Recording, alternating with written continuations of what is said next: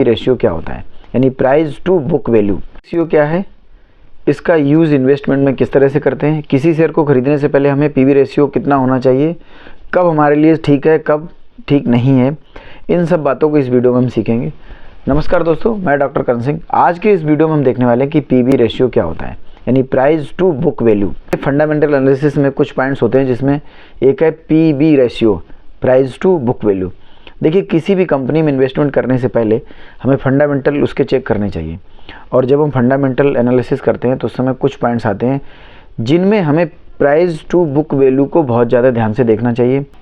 ये रेशियो हमें ये दिखाता है कि किसी भी शेयर का जिस रेट में हम खरीद रहे हैं वो तो उसका मार्केट प्राइस है, एक्चुअल में उसकी बुक वैल्यू क्या है। अब बुक वैल्यू को समझते हैं। सबसे पहला है एसेट्स, यानी किसी कंपनी की कितनी एसेट्स हैं, उसमें से लाइबिलिटीज़ को माइनस करने के बाद जो बचता है वो उसकी नेट एसेट्स। सपोज दैट किसी कंपनी की टोटल एसेट्स 2 लाख रुपए की हैं, उसमें से उसकी लाइबिलिटीज़ 1 लाख रुपए। आज की डेट में अगर कंपनी को सेल आउट करना पड़ जाए या फिर कंपनी ऑपरेटिंग अपना बंद कर देती है, प्रोडक्शन बंद कर देती है, आगे नहीं चलती, काम नहीं करती है, तो उसकी बुक वैल्यू जो होगी वो हमें मिलेगी। वो निकाली किस तरह जाती है, किसी कंपनी के टोटल एसेट्स 2 लाख रुपए की, उसमें से 1 लाख रुपए लाइबिलिटीज़ माइनस कर दी जाएंगी। यानी जब कंपनी के एसेट्स सेल की जाएंगी तो उसमें से जो अमाउंट हमें मिलेगा उसमें से सबसे पहले लाइबिलिटीज़ को पेमेंट जाएगा, जितने भी क्रेडिटर्स हैं, बैंक लोन है या अदर कोई क्रेडिटर हैं, देनदारियाँ जितनी होती हैं, सब देने के बाद जो पैसा हमें बच रहा है, सपोज दैट 2 लाख में से 1 लाख माइनस किया तो हमें कितना बचा, 1 लाख। यानी assets minus liabilities equal to 1 lakh rupees. 1 lakh rupees जो हमारे पास नेट एसेट वैल्यू आई है, उसमें से हम number of equity shares divide कर देंगे, वो आ जाएगी एक इक्विटी शेयर की, जो हम मार्केट से खरीदते हैं उस शेयर की बुक वैल्यू, यानी उतना हमें मिलेगा।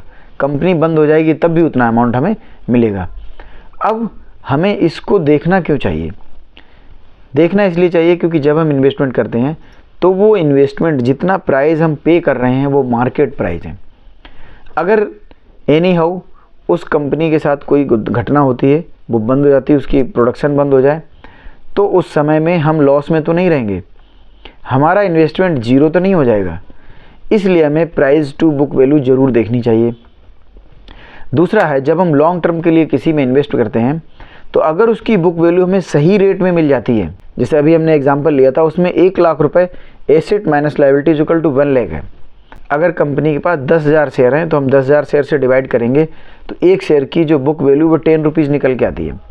ऐसे में अगर वो शेयर हमें 10 रुपीज़ में मार्केट से मिल रहा है, इट मीन्स उसकी बुक वैल्यू या पीवी रेशियो इक्वल टू 1 है। अगर वही शेयर हमें 20 रुपये में मिल रहा है तो उसकी पीवी रेशियो उसका 2 है। वही 50 रुपये में मिलेगा तो पीवी रेशियो 5 हो जाएगा। मीन्स जितना ज़्यादा प्राइस हम बुक वैल्यू से ज़्यादा देंगे उतना उसका पीवी रेशियो ज़्यादा हो जाएगा। अब जितना हाई प्राइस पर हम लेंगे, कभी कभी कंपनी का उधर रेट बहुत ज़्यादा होता है और बुक वैल्यू उसकी कम होती है, ऐसी कंडीशन में पीवी रेशियो बहुत ज़्यादा होता है। कुछ कंपनियां ऐसी जिनका की प्राइस बहुत डाउन है लेकिन वो कंपनियां लॉस में हैं और उसके शेयर की बुक वैल्यू कम है, इसलिए भी वो महंगा हो सकता है। इसका कोई खास रिलेशन नहीं है कि बहुत ज़्यादा प्राइस हाई होगा तो उसका पीवी रेशियो भी हाई होगा, या उसका प्राइस कम है, कोई पेनी स्टॉक है, उसका पीवी रेशियो कम होगा। नहीं, बिल्कुल नहीं। कंपनी महंगी होगी, इसका प्राइस मार्केट प्राइस 4,000 का है, हो सकता है उसका पीवी रेशियो 1 हो, 2 हो, क्योंकि उसकी बुक वैल्यू अगर 4,000 रुपये है और 4,000 रुपये मार्केट प्राइस है, इट मीन्स वो हमें बहुत सस्ते रेट में मिल रहा है, यानी रेट टू रेट में मिल रहा है, ये कह सकते हैं।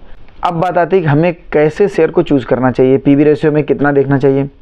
देखिए, पीवी रेशियो मोस्टली जो अच्छी कंपनियां, हाई ग्रोथ वाली जो कंपनियां, लगातार जिनकी ग्रोथ होती रहती है, क्वार्टर ऑन क्वार्टर और ईयर ऑन ईयर बेसिस पर प्रॉफिट जनरेट कर रही है, सेल्स ग्रोथ भी उसकी अच्छी है, डेट इक्विटी रेशियो उसका अच्छा है, पीई रेशियो अच्छा है, सब कुछ अच्छा है, तो उस कंपनी की क्या होती है, डिमांड बहुत ज़्यादा बढ़ जाती है।